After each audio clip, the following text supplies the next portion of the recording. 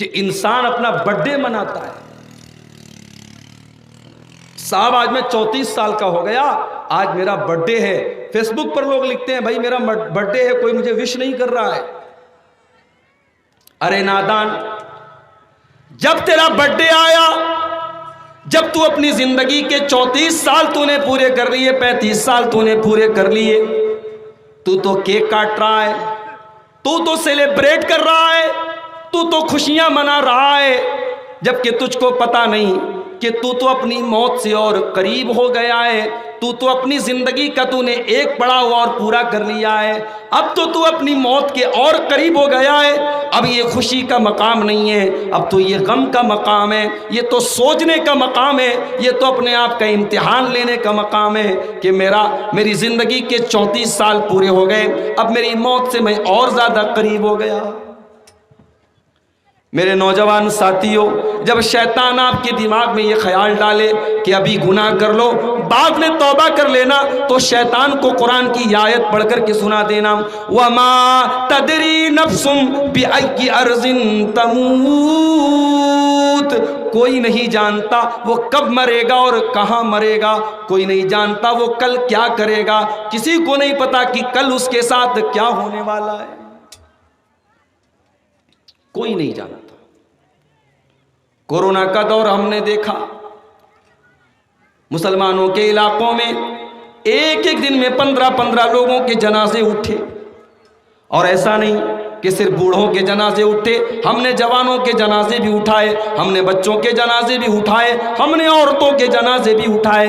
میرے پیارے ساتھیوں, جب زندگی اور موت کا کوئی بھروسہ نہیں ہے, تو شیطان جب یہ دھوکہ آپ کو دینے کی کوشش کرے کہ آج گناہ کر لو کل توبہ کر لینا, تو شیطان سے سوال کرو کہ کل کی کیا گارنٹی ہے, کل میری زندگی میں آئے گا کہ نہیں آئے گا, اس بات کی کیا گارنٹی ہے. آج آپ گناہ کے کام کر رہے ہیں, آج سب کے پاس موبائل ہے, آج سب کے پاس انٹرنیٹ ہے. آج انسان اپنی آنکھوں سے کیا دیکھ رہا ہے, یا تو انسان جانتا ہے یا اللہ جانتا ہے. انسان کی انگلیاں کیا ٹچ کر رہی ہیں, یا تو انسان جانتا ہے یا اللہ جانتا ہے. میرے پیارے ساتھیوں, غور کرو, رات کے 2 بجے آپ موبائل پر کوئی غلط چیز دیکھ رہے ہیں, رات کو 2 بجے آپ موبائل پر کوئی گندی چیز دیکھ رہے ہیں, اور اللہ نہ کرے اسی حال میں آپ کا انتقال ہو جائے, اسی حال میں آپ کی روح نکل جائے, اسی حال میں آپ کے دل کی دھڑکن بند ہو جائے, اور اسی حال میں آپ اللہ کو پیارے ہو جائیں, تو کیا ہوگا؟ اللہ کے نبی فرماتے ہیں یُبْعَثُ كُلُّ عَبْدٍ عَلَى مَا مَاتَ عَلَيْهِ. بندہ جس حال میں مرتا ہے, بندے کی موت جس حال میں آتی ہے, اسی موت میں بندے کو قیامت کے دن اٹھایا جائے گا. جس حال میں آپ مریں گے اسی حال میں اللہ کے آپ کو اٹھایا جائے گا. اب غور کر لو میرے بھائیوں, ہمیں تو پتہ نہیں موت کب آئے گی. کیا پتا کانوں میں ایئر فون لگا کر کے ہمارا نوجوان ساتھی گانا سن رہا ہے, بالی ووڈ کا میوزک سن رہا ہے, اسی حال میں اس کو موت آ جائے گی. کل قیامت کا دن ہوگا, اس کے کانوں میں اللہ کی بارگاہ میں بھی ایئر فون لگا ہوگا, اور کل قیامت کے دن وہ گانا سنتے ہوئے اٹھے گا. دنیا میں موبائل پر ننگی تصویریں دیکھ رہا تھا, اسی حال میں دل کی دھڑکن بند ہو گئی. کل قیامت کے دن جب اٹھے گا اسی حال میں اٹھے گا, اس کے ہاتھ میں وہ موبائل ہوگا, وہ ننگی تصویر ہوگی, اور اس کو دیکھتے ہوئے وہ اللہ کی بارگاہ میں اٹھے گا. یُبْعَثُ كُلُّ عَبْدٍ عَلَى مَا مَاتَ عَلَيْهِ. اللہ کے پیارے نبی فرماتے ہیں بندہ جس حال میں مرے گا اسی حال میں کل قیامت کے دن اس کو اٹھایا جائے گا. اللہ کے نبی حج کے سفر پہ گئے ہوئے ہیں. ایک صحابی وہ بھی حج کا احرام باندھے ہوئے ہیں, اپنی سواری کے اوپر سوار ہیں. اچانک سواری اچھلی اور صحابی اپنی سواری کے اوپر سے گرے, اور گرتے ہوئے ان کا انتقال ہو گیا. صحابی کا انتقال ہو گیا. اللہ کے نبی نے فرمایا ان کو کوئی اور کپڑا پہنانے کی ضرورت نہیں ہے، ان کو اسی احرام کے کپڑے میں کفنا دینا، ان کو غسل دینے کی ضرورت نہیں ہے، ان کو کوئی الگ سے کفن دینے کی ضرورت نہیں ہے، ان کو اسی حال میں تم دفنا دینا۔ فَإِنَّهُ يَأْتِي يَوْمَ الْقِيَامَةِ مُلَبِّيًا، اس لیے کہ یہ لبیک اللہم لبیک کہتے ہوئے اللہ کو پیارے ہوئے ہیں، اور کل قیامت کے دن جب یہ اٹھیں گے اس دن بھی یہ لبیک اللہم لبیک کہتے ہوئے اٹھیں گے، اس دن بھی یہ تلبیہ پکارتے ہوئے اٹھیں گے، اس دن بھی یہ حالت احرام میں اٹھیں گے۔ بندہ جس حال میں مرے گا اسی حال میں کل قیامت کے دن اٹھے گا مرے گا۔ تو شیطان کا یہ بہت بڑا دھوکہ ہے۔ شیطان گناہ کا کام جب کروانا چاہتا ہے تو شیطان ہمارے دماغ میں یہ وسوسہ ڈالتا ہے، ابھی تم گناہ کر لو، بعد میں تم سدھر جانا، بعد میں توبہ کر لینا۔ آئیے قرآن سے ایک واقعہ آپ کو سناتا ہوں۔ حضرت یوسف علیہ السلام کا نام تو آپ نے سنا ہی ہوگا۔ یوسف علیہ السلام کے 11 بھائی تھے، ایک بھائی ان کی سگی ماں سے تھے اور 10 بھائی ان کی سوتیلی ماں سے تھے، یعنی 2 بھائی ایک ماں سے تھے اور 10 بھائی ایک ماں سے تھے۔ حضرت یوسف علیہ السلام اور ان کے بھائی بنیامین سے ان کے باپ بہت زیادہ پیار کرتے تھے۔ باقی 10 بھائیوں کو ایسا لگا ہمارا باپ ہم سے تھوڑا کم پیار کرتا ہے اور ان دونوں سے زیادہ پیار کرتا ہے۔ بھائیوں نے میٹنگ بلائی اور میٹنگ میں انہوں نے یہ بات رکھی کہ ہمارا باپ تو ہم 10 لوگوں کے مقابلے میں یوسف علیہ السلام سے اور ان کے بھائی سے زیادہ پیار کرتا ہے۔ ان ابانا لفی ضلال مبین، ہمارا باپ تو سٹھیا گیا ہے، ہمارا باپ تو بہک گیا ہے، ہمارا باپ تو پاگل ہو گیا ہے۔ جب شیطان انسان کے دماغ کو خراب کر دیتا ہے تب انسان اپنے باپ کے بارے میں بھی ایسی بات بول دیتا ہے۔ ان ابانا لفی ضلال مبین، بے شک ہمارا باپ گمراہ ہو گیا ہے، بھٹک گیا ہے، بھاگ گیا ہے۔ یہ بات کون کہہ رہا ہے؟ یہ حضرت یوسف کے 10 بھائی کہہ رہے اپنے باپ کے بارے میں۔ اس کے بعد وہ سب کہتے ہیں اقتلوا یوسف او اطرحوه ارضا یخل لکم وجہ ابیکم، ایک کام کرو، چلو ایک کام کرو، ہم یوسف کا مرڈر کر دیتے ہیں، یوسف کی ہتیا کر دیتے ہیں، یوسف کو ختم کر دیتے ہیں، یا یوسف کو کہیں ایسی جگہ چھوڑ کے چلے آتے ہیں جہاں سے وہ واپس نہ آ سکے۔ جب یوسف رہیں گے نہیں، جب بانس ہی نہیں رہے گا تو بانسری کیسے بجے گی؟ جب یوسف نہیں رہے گا تو ہمارے باپ صرف ہم سے پیار کریں گے۔ وَتَكُونُوا مِن بَعْدِهِ قَوْمًا صَالِحِينَ، اور بعد میں ہم توبہ کر لیں گے، بعد میں ہم نیک بن جائیں گے۔ تو شیطان کبھی کبھی یہ خیال بھی دل میں ڈالتا ہے کہ ابھی تم گناہ کا کام کر لو، بعد میں توبہ کر لینا، بعد میں نیک بن جانا۔ وہ بعد نہ کبھی آیا ہے نہ آئے گا میرے بھائیوں۔ اس لیے ہمیں اور آپ کو گناہ سے بچنا چاہیے کہ ہم جب کوئی گناہ کا کام کرتے ہیں تو شیطان اس گناہ کے کام کو آکرشک بنا کر کے پیش کرتا ہے۔ ایک آدمی دارو پیتا ہے، اس کو یہ لگتا ہے کہ میں دارو پی رہا ہوں، مجھے مزہ آ رہا ہے، میرے من کو اچھا لگ رہا ہے۔ اب اس کی نظر میں دارو بری چیز نہیں ہے۔ ایک آدمی جوا کھیلتا ہے، اس کو یہ لگتا ہے میں نے 100 روپیہ لگایا، 1000 روپیہ کما لیا، میرا تو فائدہ ہو رہا ہے، اسے جوا برا نہیں لگتا ہے۔ ایک آدمی زنا کر رہا ہے، اسے یہ لگتا ہے میری اچھا پوری ہو رہی ہے، میری خواہش پوری ہو رہی ہے، میرا من جو چاہتا ہے، میرا دل جو چاہتا ہے، میں وہ کام کر رہا ہوں، اسے زنا برا نہیں لگتا ہے۔ شیطان گناہوں کو اٹریکٹیو اور آکرشک بنا کر کے پیش کرتا ہے، اور یہ شیطان کی بہت بڑی چال ہے۔ شیطان کو پتہ ہے کہ سامان چاہے جتنا بھی گھٹیا ہو، جتنا بھی خراب ہو، سامان کی پیکنگ اگر اچھی کر دی جائے، سامان کو اچھی پیکنگ میں رکھ کر کے پیش کر دیا جائے تو انسان دھوکہ کھا جائے گا۔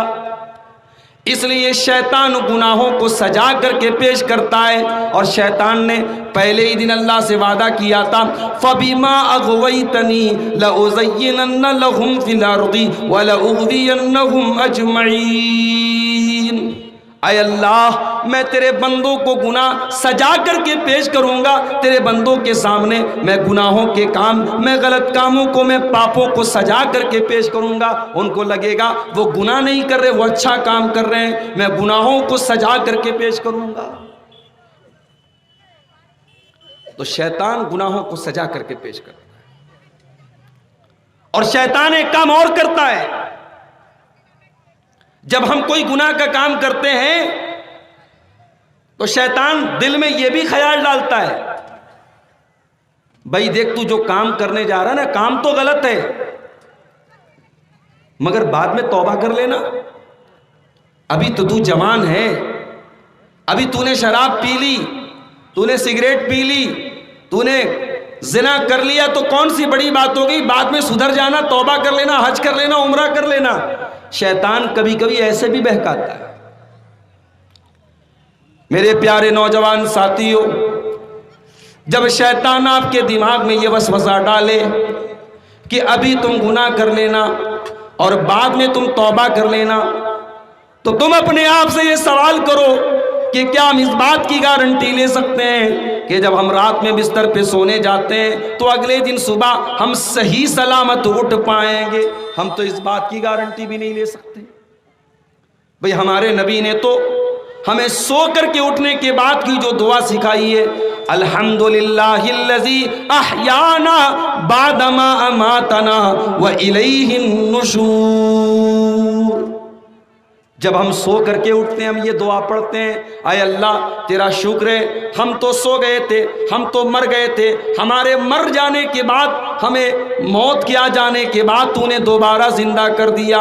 اے اللہ تو چاہتا ہم جب سو گئے تھے ہماری روح کو تو نکال لیتا، ہماری جان کو تو نکال لیتا۔ اے اللہ ہم زندہ بچ گئے، ہم صحیح سلامت ہیں، اس لیے ہم تیرا شکریہ ادا کرتے ہیں۔ اسلام تو یہ کانسیپٹ پیش کرتا ہے، ایک دن کی نہیں، ایک رات کی نہیں، ایک منٹ کی گارنٹی بھی نہیں ہے میرے بھائی۔ اچھا بھلا آدمی ہے، اچھا بھلا انسان ہے، بیمار ہوتا ہے، ڈاکٹر کے پاس جاتا ہے، ڈاکٹر کہتا ہے تمہیں کینسر ہو گیا، تمہیں ٹی بی ہو گیا، تمہیں شوگر ہو گیا، انسان دھیرے دھیرے اپنی موت کے قریب جانے لگتا ہے۔ اب ایک سوال، واٹ از گناہ؟ گناہ کیا ہے؟ گناہ کی پریبھاشا کیا ہے؟ گناہ کس کو کہتے ہیں؟ آؤ اللہ کے رسول سے سوال کرتے ہیں، اللہ کے نبی سے پوچھتے ہیں گناہ کس کو کہتے ہیں۔ اللہ کے نبی کے پاس ایک صحابی آئے، اے اللہ کے نبی نیکی کس چیز کا نام ہے اور گناہ کس چیز کا نام ہے؟ دیکھو صحابہ کا سوال بھی کتنا پیارا ہوتا تھا۔ ابھی آج میرے موبائل پر ایک صاحب کا کال آیا کہ حضرت آدم علیہ السلام دنیا میں جب آئے تو سب سے پہلے کون سا پھل کھایا؟ میں نے کہا بھائی صاحب آپ کو بڑی فرصت ہے کیا؟ آپ کو یہ جان کر کے کیا مل جائے گا کہ حضرت آدم نے سب سے پہلے کون سا پھل کھایا؟ کہا مولوی صاحب آپ کو جواب آتا ہے تو بتا دیجئے ورنہ چھوڑ دیجئے۔ میں نے کہا مجھے نہیں آتا۔ بولے مجھے آتا ہے، حضرت آدم نے سب سے پہلے انگور کھایا تھا۔ اس طریقے کے فالتو سوالات آج لوگ اپنے علماء سے کرتے ہیں۔ صحابہ کرام جب اللہ کے رسول سے سوال کرتے تھے، صحابہ کرام کے سوال کے اندر بھی ایک درد ہوتا تھا، ایک تڑپ ہوتی تھی، اپنی نجات کی فکر ہوتی تھی، اپنی آخرت کی فکر ہوتی تھی۔ سوال کیا ہے اللہ کے نبی نیکی کس کو کہتے ہیں، گناہ کس کو کہتے ہیں؟ اللہ کے نبی نے فرمایا البر حسن الخلقی، نیکی اپنے اخلاق کو اچھا بنانے کا نام ہے۔ آپ پانچوں ٹائم کے نمازی ہیں، آپ رمضان کا روزہ بھی رکھتے ہیں، آپ اپنے مال کی زکوٰۃ بھی نکالتے ہیں، آپ نے حج بھی کر لیا، آپ نے عمرہ بھی کر لیا، لیکن آپ لوگوں سے جھوٹ بولتے ہیں، آپ وعدہ خلافی کرتے ہیں، آپ بے ایمانی کرتے ہیں، آپ اپنی زبان سے لوگوں کو تکلیف پہنچاتے ہیں، آپ نمازی ہیں، آپ روزے دار ہیں، آپ زکوٰۃ دینے والے ہیں، سب کچھ آپ کر رہے ہیں، لیکن اگر آپ کا اخلاق اچھا نہیں ہے، آپ کا کیریکٹر اچھا نہیں ہے، آپ کا چرتر اچھا نہیں ہے، تو آپ نیک نہیں ہیں، آپ شریعت کی نظر میں نیک نہیں ہیں، اچھے نہیں ہیں۔ کیوں؟ اللہ کے نبی نے فرمایا نیکی کیا ہے؟ اپنے اخلاق کو بہتر بنانے کا نام۔ اس کے بعد آپ نے فرمایا وَالْإِثْمُ مَا حَاكَ فِي صَدْرِكَ وَكَرِهْتَ أَن يَطَّلِعَ عَلَيْهِ النَّاسِ۔ اور اے میرے صحابی، تم نے پوچھا کہ گناہ کس کو کہتے ہیں، تو سن لو، گناہ کہتے ہیں اس کام کو جس کام کو کرنے کے ٹائم انسان کے دل میں بے چینی پیدا ہو۔ میرے پیارے ساتھیوں، بڑے غور سے سنیے گا، گناہ کی پریبھاشا اللہ کے نبی کر رہے ہیں، گناہ کا مطلب بتا رہے ہیں۔ گناہ اس کام کو کہتے ہیں جس کام کو کرنے کے ٹائم انسان کو بے چینی اور دل کے اندر ایک کھٹک محسوس ہو۔ وَكَرِهْتَ أَن يَطَّلِعَ عَلَيْهِ النَّاسِ، اور گناہ کا کام وہ کام ہے کہ انسان اس کو چھپا کر کے کرتا ہے، لوگوں کو پتہ نہ چل جائے، لوگوں سے چھپا کر کے کرتا ہے۔ کام وہی ہے، شوہر اپنی بیوی کے ساتھ بھی کرتا ہے، اور کام وہی ہے ایک فاحشہ عورت کے ساتھ بھی ایک انسان کرتا ہے۔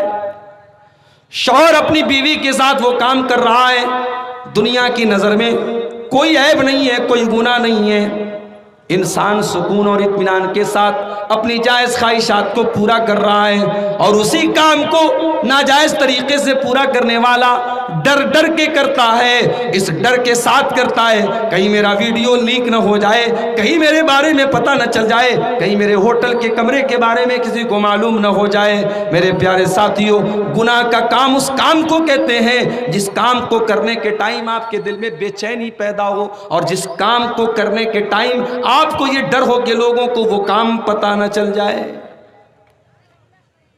لیکن ایک بات یہاں پہ نوٹ کر لیجئے کہ گناہ کرنے کے ٹائم اگر دل میں بے چینی پیدا ہو رہی ہے تو یہ اس بات کی پہچان ہے کہ ابھی ایمان آپ کے دل میں موجود ہے، ابھی ایمان باقی ہے۔ جس دن گناہ کرنے کے باوجود آپ کے دل میں کوئی شرمندگی محسوس نہ ہو، آپ کو کوئی بے چینی محسوس نہ ہو، آپ کو دل میں کوئی کھٹک محسوس نہ ہو، اور گناہ کرنے کے بعد بھی آپ کو اچھا لگے، گناہ کرنے کے بعد بھی آپ کو فخر محسوس ہو، سمجھ جائیے کہ آپ کے دل سے ایمان جا چکا ہے، ایمان رخصت ہو چکا ہے، ایمان کا جنازہ آپ نے نکال دیا ہے، ایمان ختم ہو چکا ہے۔ اس لیے کہ جب تک دل کے اندر ایمان موجود ہے تب تک گناہ کرنے کے ٹائم انسان کے دل میں کھٹک رہتی ہے۔ گناہ کرنے کے ٹائم دل میں کھٹک کا ہونا یہ ایمان کی نشانی ہے۔ اسی لیے اللہ کے پیارے نبی فرماتے ہیں کل امتی معافن الا المجاہرین، میری امت کے تمام لوگوں کے گناہ تو معاف ہو سکتے ہیں مگر ان لوگوں کے گناہ معاف نہیں ہوں گے جو کھلم کھلا گناہ کریں گے، جو علل اعلان گناہ کریں گے، جو گناہ کرنے کے بعد گناہ کی پبلسٹی کریں گے۔ آپ نے فرمایا رات کو ایک انسان کوئی گناہ کا کام کرتا ہے، رات میں اس نے کوئی گندا کام کیا، کوئی غلط کام کیا، اللہ نے اس کے گناہ کے اوپر پردہ ڈال دیا، صبح ہو گئی وہ اپنے گناہ کے بارے میں لوگوں کو بتانے لگا، اللہ نے تو اس کے گناہ کے اوپر پردہ ڈال دیا تھا مگر وہ اپنے گناہ کے بارے میں لوگوں کو بتا رہا ہے، لوگوں کو اور زیادہ اکسا رہا ہے۔ اللہ کے نبی نے فرمایا ایسے انسان کے گناہ اللہ تعالیٰ معاف نہیں کرے گا جو گناہ کرنے کے بعد گناہ کی پبلسٹی کرتا ہے، گناہ کا اعلان کرتا ہے۔